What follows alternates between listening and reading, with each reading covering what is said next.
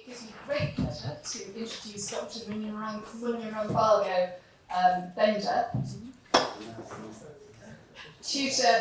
Sorry, I hesitated over your name. I thought I got it off pat, and I didn't. So I'm sorry. Tutor at the Centre for Black Theology at the Queens Foundation. Many other things that no doubt will come out as Benda, and you like being called Benda, speaks. So we're very pleased to welcome you here. Really grateful that you are here. And over to you. Thank you.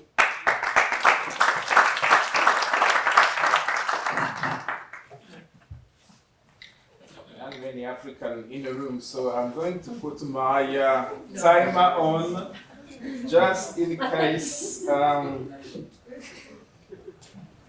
time. It's lovely to be here.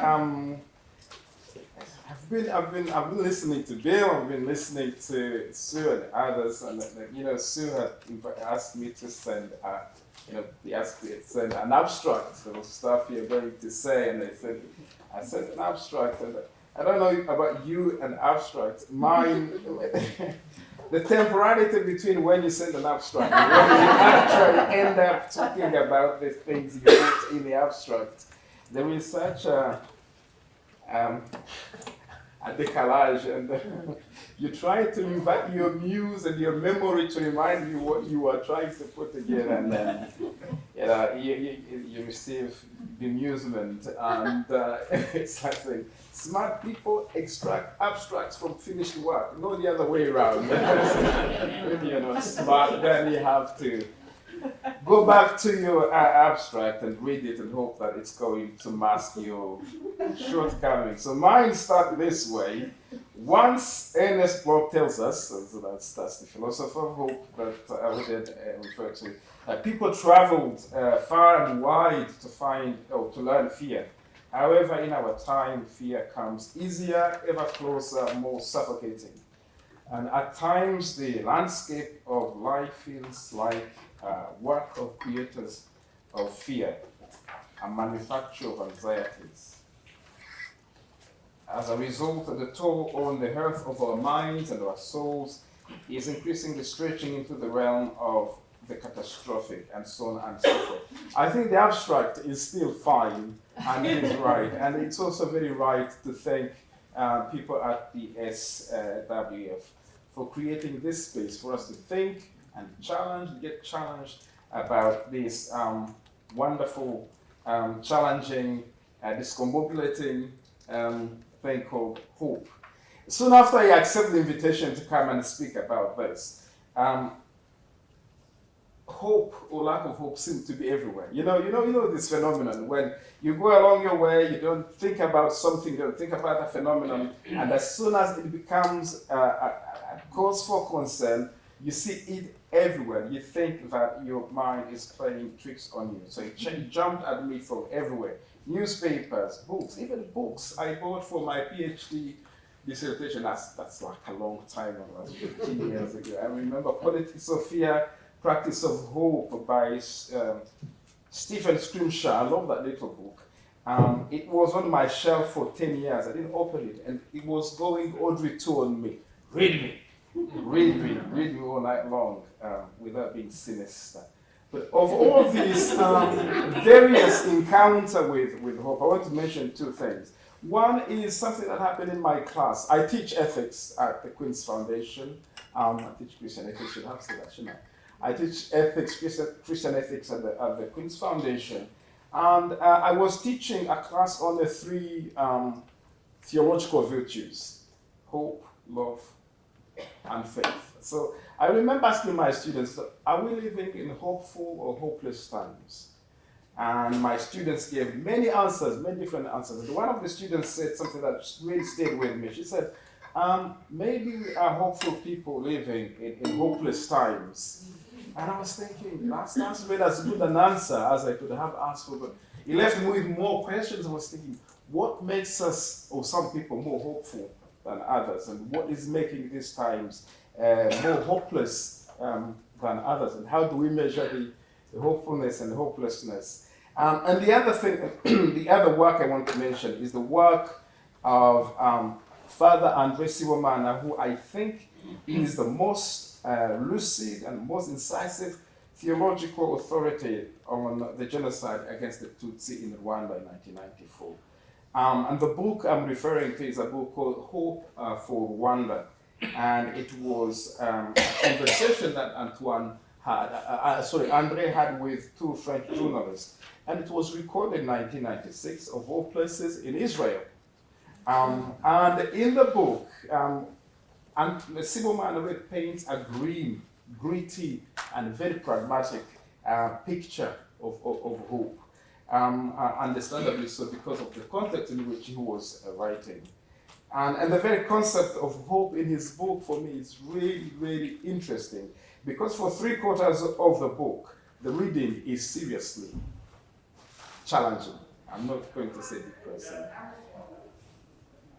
He takes us into the abyss of the genocide, those 3 months of genocide, which I'm going to do later. And he details how the Rwandan society, the church, and the people stumbled, fell, and failed terribly. And hope as such really is spoken about in the last part of the book. Or you might think, until you realize that in all those criticism against the church, against the people, against the clergy, he never lost hope. He never lost hope that we as Rwandans, or Rwandan as a people, that there could be change after something like the genocide. I'm not sure. We assume so much when we talk about the genocide, so I'm going to give some details later. But he believed that people could be changed, and that people could be hope for other people. And he believed that institutions, even the most delinquent institutions, could change for better. And this is what he said. We don't have the right to give up hope. Life has been given to us. It's a gift from God. As a believer, and especially as a priest who must help others believe and find a way, I don't have the right not to have hope. We have to accept the gift of life and rise towards God, if possible, along the path of happiness. If not possible, by searching truth through paths of unhappiness. And even though in Rwanda the paths of unhappiness are the most common, but this does not give us the right to abdicate from our human condition. And we must work towards creating a better life for everyone. Having worked so tirelessly for a just and reconciled post-genocide society, Sibomana died of a complicated illness in 1998, having failed to secure a visa to come and get treatment abroad. So in these reflections, really, I'm paying tribute to a man, and to somehow communicate to him that the flicker of the work of hope is still going on. So what I'm doing here, I'm not going to give an academic, systematic, abstract thing on hope. A lot of good people have done that. Theologians, ethicists, Mortman, Wright, Thurman, Kennedy, and others. What I'm hoping to do here probably is to give something that I would call a spiritual autoethnography of hope. And I was hoping to do so by drawing on 3 episodes of my long and eventful life. Yeah. But probably it's going to be limited to 1, but that's absolutely fine. Both as a genocide survivor, as a migrant in this country, and also as a Black academic in a deeply racialized academic world. So the logic to this approach is, I'm exploring a concept, and you have alluded to it, the temporality of hope, this ability to go back in time, to be able to move forward, some sort of plundering the past really of memories of hope, so that we can have some hopeful action in the future. Because I think as we grow after conflicts, there is a sense of maturing or growing tired of easy hope. And sometimes I worry that I need to go back to remind myself of the possibilities of those times. So I'm going to take you back to the hopelessness of 1994, if you allow me, and to immerse you in that story. I think it's really wonderful to talk about hope, and I tell myself that sometimes we appreciate hope when we have understood the depth of hopelessness. And Rwanda is the size of Wales, and it is in East Africa, and it is definitely the country that is increasingly seen as the only savior of a beleaguered British immigration policy. that is now. So I'm going to go in 1994. And my hope really is that I'm going to ease you in from a place of optimism, and that we will get in less with the Dante's abandon hope, or you who enter here, and something of Howard Thurman's dive into a sort of luminous darkness.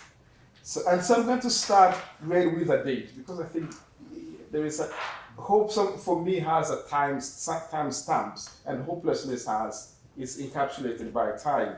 So this is the 4th of August 1993, and that was a day of great relief for us, because we'd been at war for 3 years between the troops of the Rwandan government, the Habyarimana regime, and the rebels of Paul Kagame. And finally, a peace treaty was signed on the 4th of August 1993. That date is drilled in anybody who lived in the country, because I think war is a horrible thing. And that's really an understatement. I think war is terrible. And I think what I lament is that the longer war goes on, this thing that is so horrible becomes normal, banalized. And I think the process of banalization and normalization is fueled by fragments and chunks of our souls, and sometimes we don't get that back. So the relief was palpable, and then I could really look forward to 2 important events: my upcoming 20th birthday, and I was going to start law school that September. Linguistics and languages were my first love. I wanted to study language and study classics and then Greek and Latin, modern languages, and I wanted to do languages. But because of the conflict, I really acted out of anticipatory pragmatism that if our country is coming out of trouble, it will need people who study law, it will need the rule of law to sustain peace, but also to rebuild society. And so I wanted to be part of that. I was excited to be part of that. And I was doubly so because I had just become a born-again Christian. You know, when you give your life to Jesus, I just decamped from Catholicism and I had become a Pentecostal. So I was bouncing. I was really bouncing. And then things begin to turn sour. So this is when you have to. In October 1993, Burundi, our neighbor, the president was killed. The importance of this story of Burundi is that, because it's like a twin, it's an inverse twin.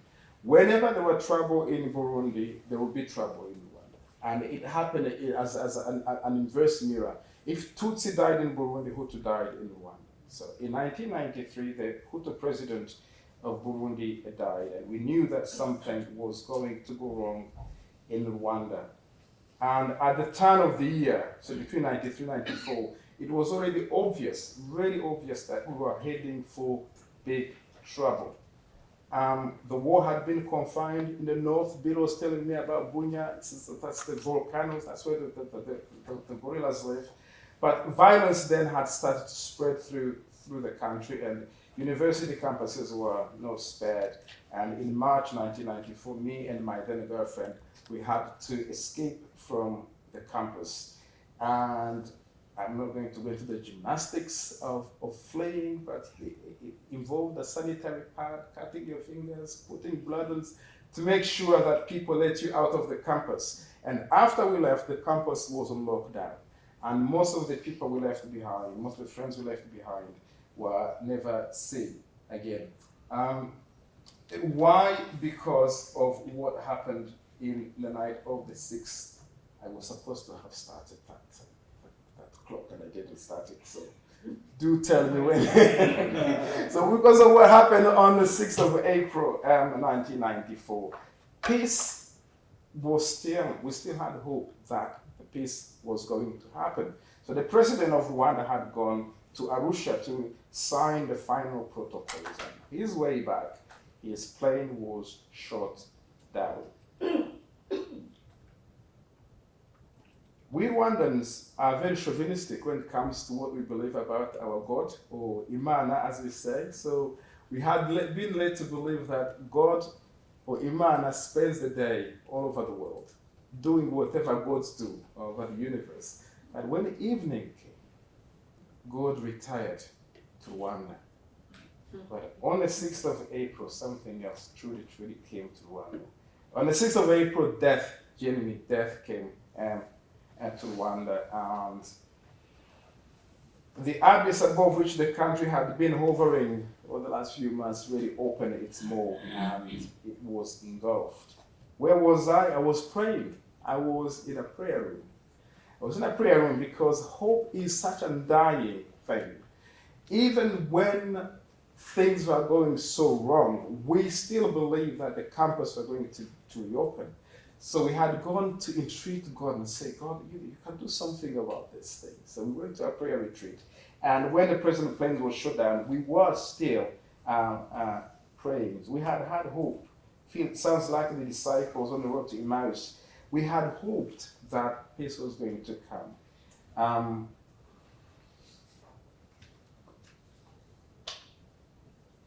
And then the president died.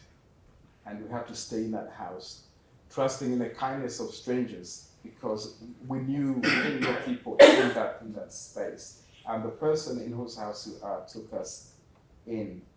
I always find it difficult to talk about the genocide. And the question is always, why would you tell us about this? And how do you talk about this? The why is, in Kinyarwanda we say that kariho karavuga. What has been and subsists in its effect has to be spoken about. And it has to be said because it has to be known. It has to be known the depths to which human can descend. Some violences really need to be communicated for people, because I think these things do tend to happen, and what has happened once can happen twice. And I have also lamented the fact that there has never been really a proper tradition of how humanity shares these sort of tragedies, so that we could actually have learned something from the Armenians, have learned something from the Holocaust. They seem to be so contained, and never again seems to be never again against us, not necessarily never against humanity. So we talked about these things. The how is the challenging part, because human language really, no matter how explicit the grammar or the vocabulary, cannot fully convey what sort of anxiety, terror, hopelessness. You take all that, you dial it up to infinity, and you still don't have the vocabulary, because genocide falls into that category of the absurd. And I've also struggled because sometimes it is how genocides are spoken about during and after. Because after the event, we have the words to explain. There are vocabularies, factors are explained, events are explained, and then the story becomes a collective story. It becomes a story of a people, of the Yazidis, of the Tutsi. During the events, experiences are more isolated. They are contained, they are context-specific, and they are very individual. You know that you are wanted, and you know that you are wanted dead. For a reason you find it difficult to believe or to explain to yourself. And as you see people like you dying, you think this is the end of the world. and then you survive. And before you have even made sense of what it is that you lived through, your story is immediately integrated in other people's stories, whether they're survivors or victims. And there is a real risk that you begin to confuse your memory with other things. However, there are always windows to the abyss that are our own. Moments that elucidate particular feelings of jeopardy in the course of that macabre descent into hell. Moments that encapsulated the totality of the horror in the same way that one English day can capture 4 seasons twice over. There are days, there are moments, and one of those was, for me, it was the 18th of April. So 12 days into the genocide.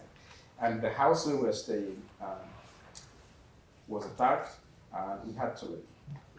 We had to leave, and the person who was in the house said, the men have to leave, and the women and the children have to stay. And we left, the men, everybody took a different path, because traveling in groups was not an option. And traveling in broad daylight, unfortunately, the option of beggars, because you can't be choosers if you have to go. But I did not get far. A mile into the journey, I came to one of the many roadblocks, and I got stopped by the young people who were manning the roadblock. And they asked to see my paper. And I gave them we had identity cards with our mention Hutu, Tutsi, and so on and so forth. They looked at it, and one of them shook his head and said, identité falsifiée, false identity. And he called a boss, he said, come here, there is work to be done. He said it in Swahili, kuko kazi hapa, there is work to be done. The man who was leaning on a kiosk came towards me. I'm trying to visualize things, to convey something for Bill to draw. He came towards me with this 2 knives, one long and one short, and he was doing the thing that the butchers do when they're going to dispense a cut of meat to a client.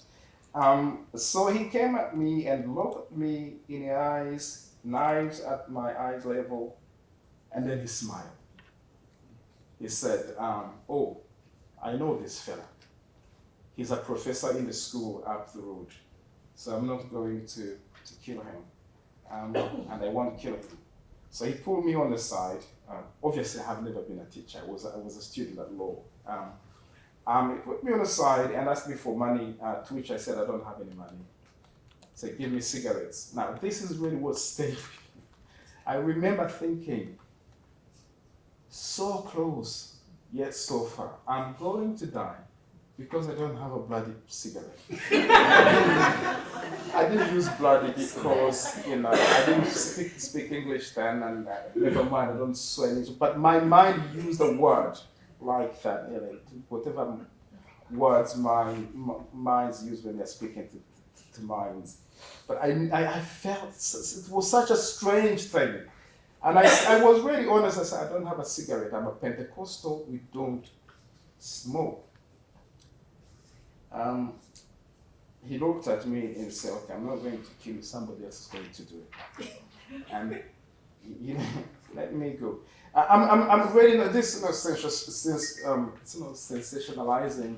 There is this atmosphere of eerie, dystopian, desolate thing that happens in situations where this sort of violence are allowed to happen. And when I looked at that, the picture of that space, the body, the animals, and you could, in your mind, you sense that something has really gone wrong for a human being to be in that position. So he let me go, and I'm going to spare you the fear I felt, the shame I felt for being so afraid, and then for feeling relieved, because that's part of the process.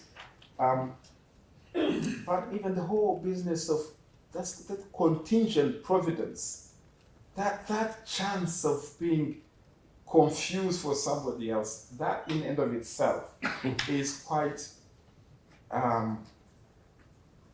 worrying, because the feeling it leaves you with is this sense of being carried by events and landing somewhere so contingent that it makes you feel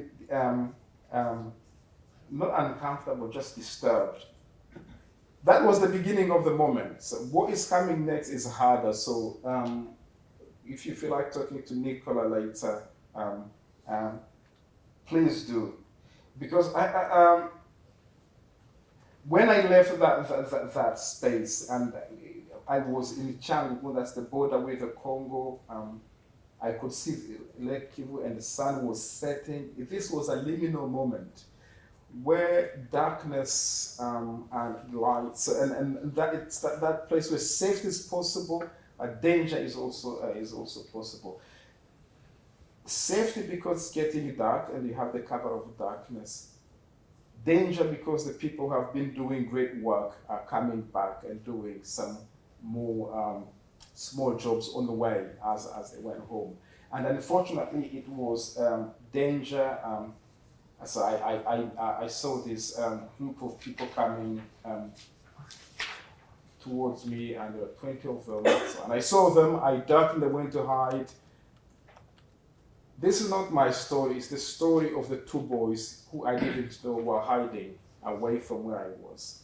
And because of what I said, this liminal space of dark and light, they thought it was time to step out of their hiding space, to go and get some food. And that is when the people were passing. It was 30 people and two boys, and it really happened really, really fast. It didn't take more than 15 seconds, up, down. The men left without looking back. I waited. And when I say the word I waited, it is very difficult for me to convey to you the weight of guilt in the waiting. And the process you go through in that, I would say, could I have, should I have, and so on and so forth. And the hopelessness that goes in the process of dealing with that. But I sneaked out and I went to where the boys were. And one of them was gone and the other was not. So these words are for him. I call this viaticum for those who do Latin, or a communion. He was only a boy, 9 to 10 years or thereabouts. He was lying in a pool of blood, his own blood. I came closer. He made as if to speak. Only painful hiss. They'd severed the conduit. Air could not be sound. Air could not be sound. So I took his hand and looked into his eyes. I held his gaze as hurt, accusation, and confusion met mine. Still I held on. Desperation, wrestling, guilt. Why should a childless sight be one of graying savagery, wrinkled madness? I tried to look human, a kind adult face. That was a real thing. What can a gaze do against 100 murderous eyes? A gentle squeeze against the sharp lights. Still I held on to his eyes, fast. Why? They asked. Please don't, I said. How could you? He asked. Have mercy, I said. The day turned into dusk, and our silent communion ceased. He stopped looking, tired of this land where souls turn to dust. I closed his eyes, and I prayed for happier crossings. I hoped the rites were sufficient, and the sacrament was right. And I made a vow to leave him and to leave me, and to remember Later I heard the man from Osiek speak of memories, shields, and swords, and ending remembrance in embrace. And with all the weary combatants I sighed, la luta continua. I'm sure I don't even need to comment on this. You feel the sinking of goodness in that moment. A lot was lost after that, but this was a time when I think I lost contact with life for quite an extended length of time.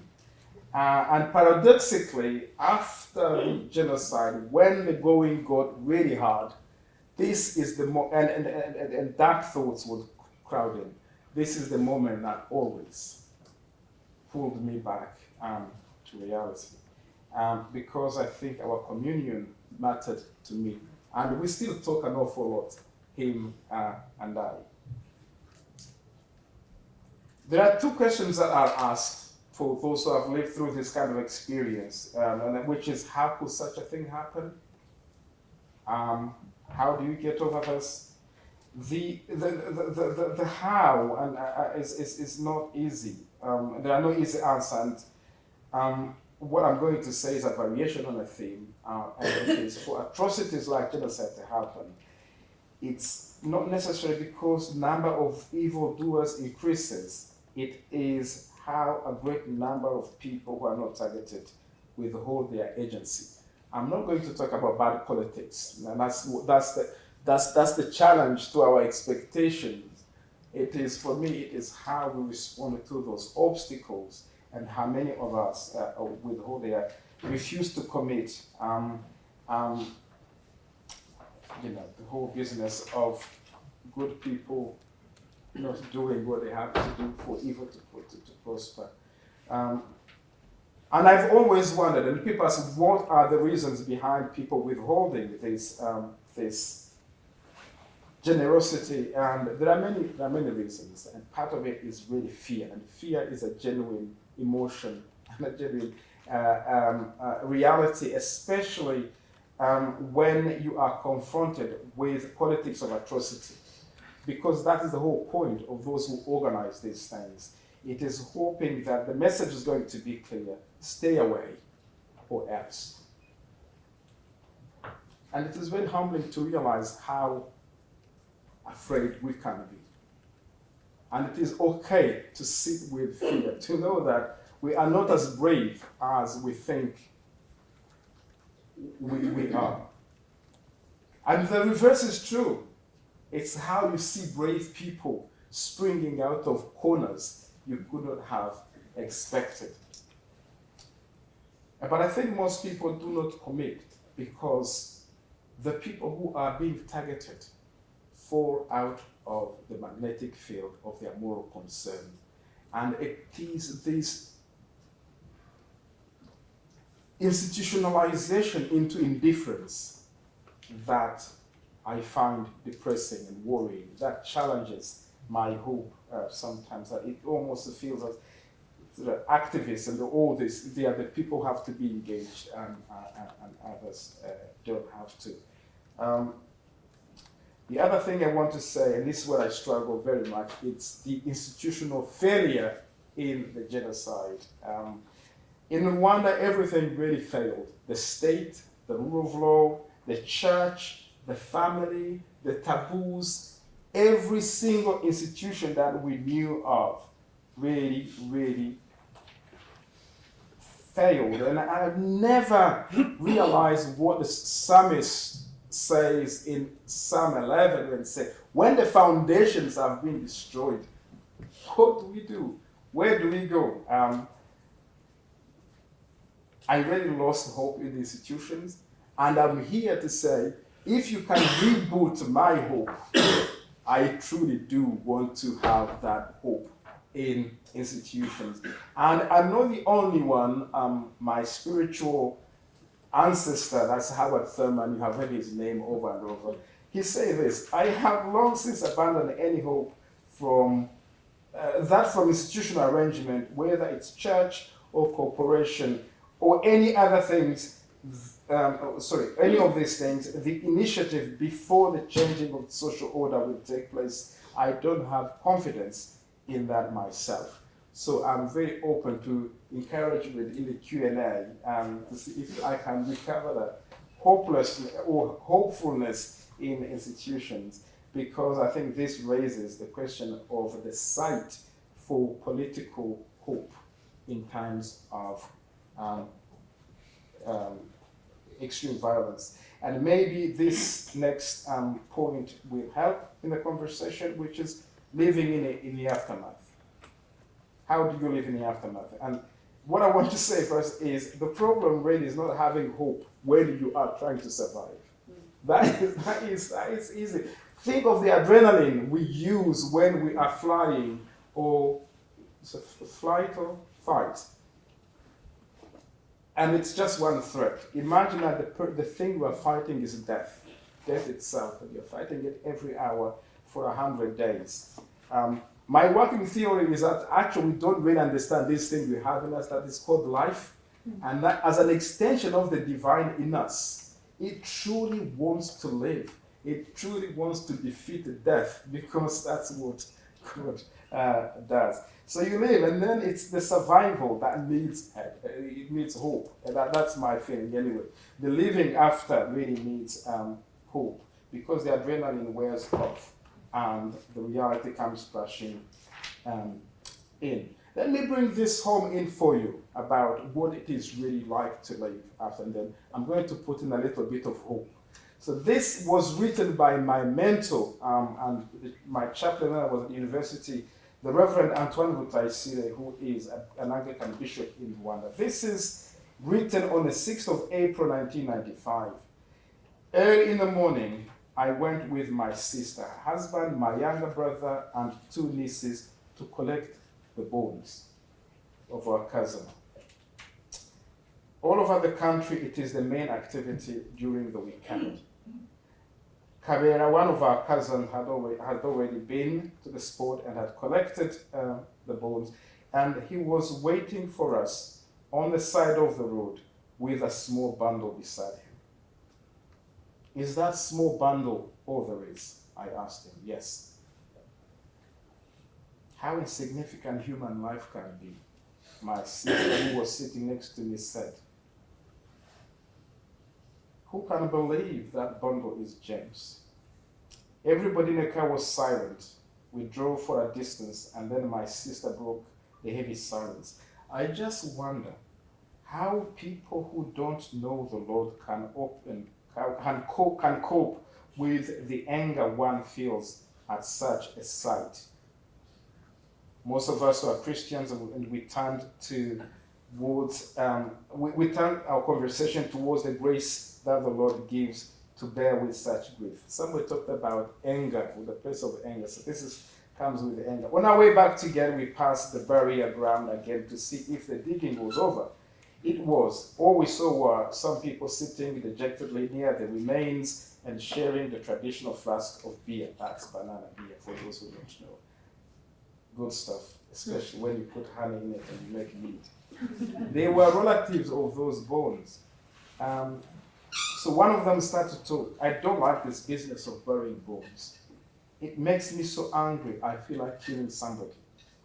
But laws are laws, and we have to give to Caesar what is Caesar's. If there is a picture of hopelessness or hopeless desolation, it is this one. A man standing on his own by the roadside, a bundle of bones by his side. Yet this was common sight. It's like bone collectors in that Denzel Washington movie. We had all become like bone collectors. And I had promised to take you in so gently. And I'm really sorry, because it has been heavy. I haven't done a good job of it. But what I was intending to do is hopefully to take you in a dive, the luminous dive that Howard Thurman talks about. And he used a metaphor of deep sea diving. En route to the floor of the ocean, we pass through the belt of fishes This is a wide band of light reflected from the surface of the sea. From this area, we move to a depth of water that cannot be penetrated by light above the surface. It is a dark and forbidding and airy place. The diver's immediate reaction is apt to be one of fear and sometimes of a sudden spasm of panic that soon passes. As he drops deeper and deeper in the abyss, slowly his eyes begin to pick up the luminous quality of the darkness.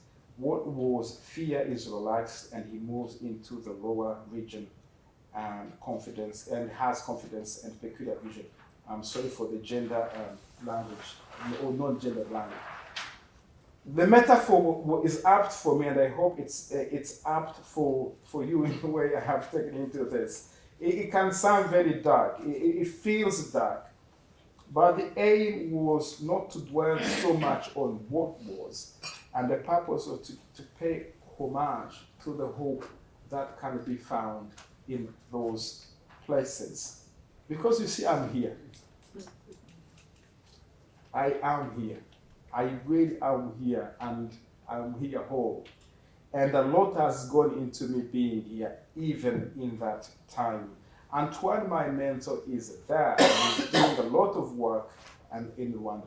I adopted a boy after the genocide. We lived after the genocide because already during the genocide, during those times, there were footholds, there were stepping stones, there were handholds, stepping stones of hope. Johann Baptist Metz, who had just passed away, argued that people could speak of God in Auschwitz because God was, we could speak of God after Auschwitz because God was in Auschwitz. For there was prayer and there were spiritual rituals. Jean Améry speaks at the limits of, at the mind's limits in his book. He talks about marveling at the quality of the people who had hope in the concentration camps and the rate of survival and the hope they survived with. In the wonder and darkness, there were many incomprehensible acts of providence and hope. There was spirituality that refused to surrender. And there were people who stood in the way of death at the risk of their own lives. Antoine writes about that in his little book, Faith Under Fire. And sometimes we forget to pay tribute to those stories of hope. And I think the importance of those hope has been conveyed by Hannah Arendt when she was reflecting on the act of Sergeant Anton Schmidt, who saved people in the Holocaust. And the lessons we get from this is simple, that politically speaking, it is that under condition of terror, most people will comply, but most people will not.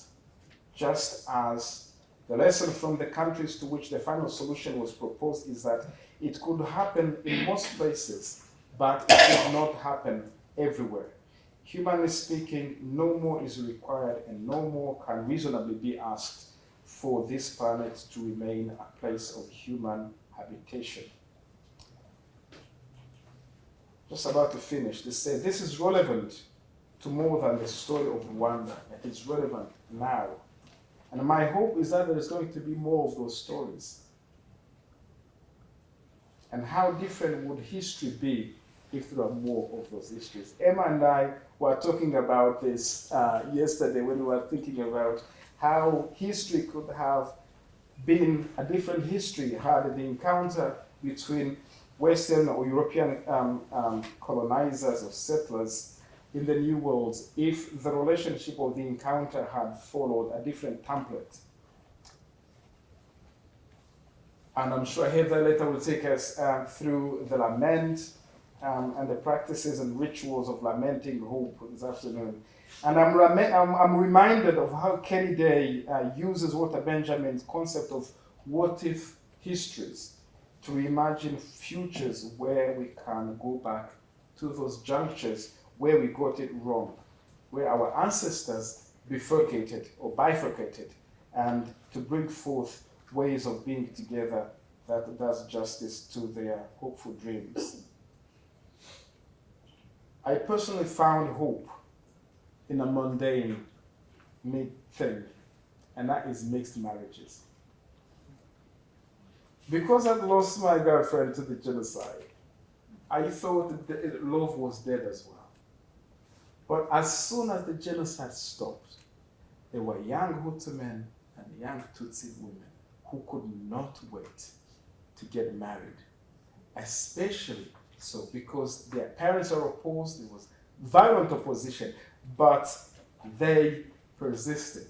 And I thought it was a great reminder for me of happier times, and happiness is better expressed in the verses. Because before we died, we lived.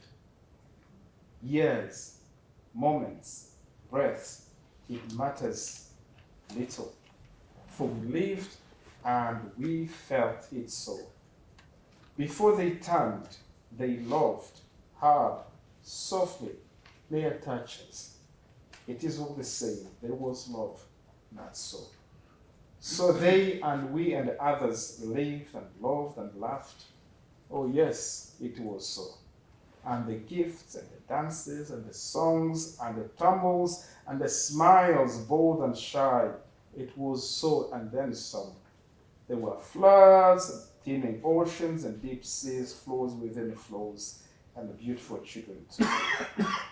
O forgers of might, will you remind them, they of faded knowing, that it was so, and then some, before the red tide. My time is up. I hoped to tell you more about how moving to Rwanda to the UK, transiting from legal practice to religion and philosophy was an act of faith spurred on by faith that can find understanding, how I found hope in a little town in Sale, Manchester, Cheshire, and how I ended up doing studies in theology because of the agency of children in that church. And I wish I could have told you how much that community saw me through the hard and soul-killing process of dealing with the hostile environment of the Home Office when I was trying to find my seat. I was trying to get my citizenship. And this would have led me to ask your solidarity as I struggle to find hope in the current immigration processes and in the global north, and in the light of impending mass displacement of people because of ecological factors.